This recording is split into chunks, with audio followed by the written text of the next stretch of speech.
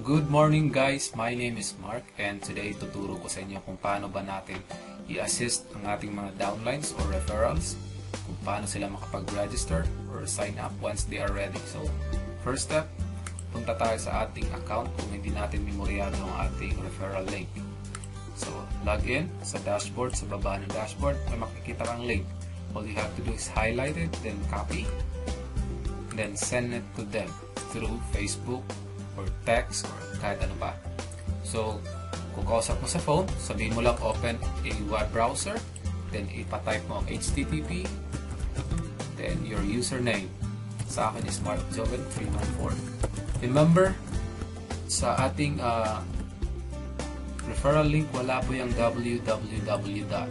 Pagkatapos ng http:// diretso po yan sa ating username and .swaultimate.com. Okay? Once they are on our website, ask them to scroll down sa pinakababa. Meron dong sign up or sign up image. Then let them click on it. And then ask them to take a pen and a paper para may sulat nila yung info kung saan nila ipapadala yung pera.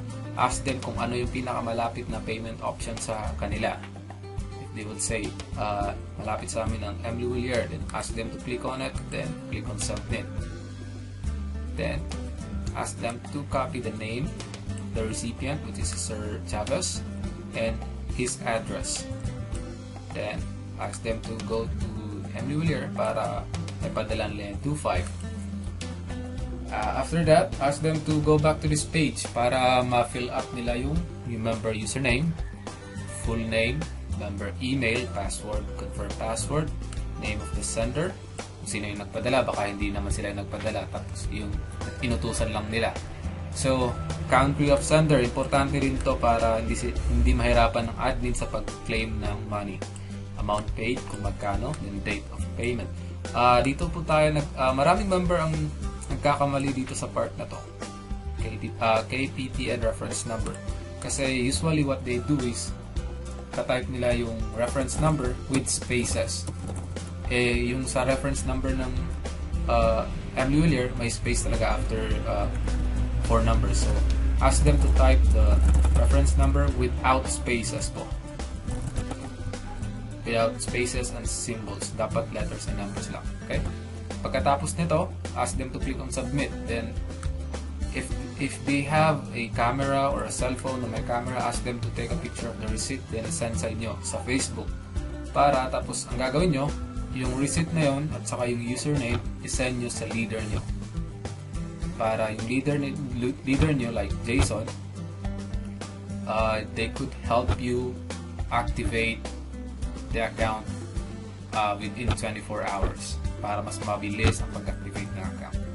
Okay? So, by the way, always ask your referral or downlines pag nasa sila sa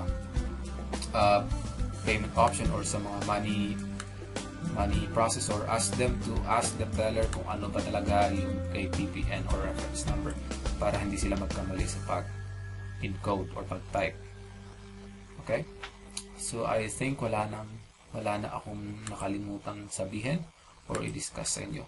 So, thank you for watching this video and I hope may natutunan kayo.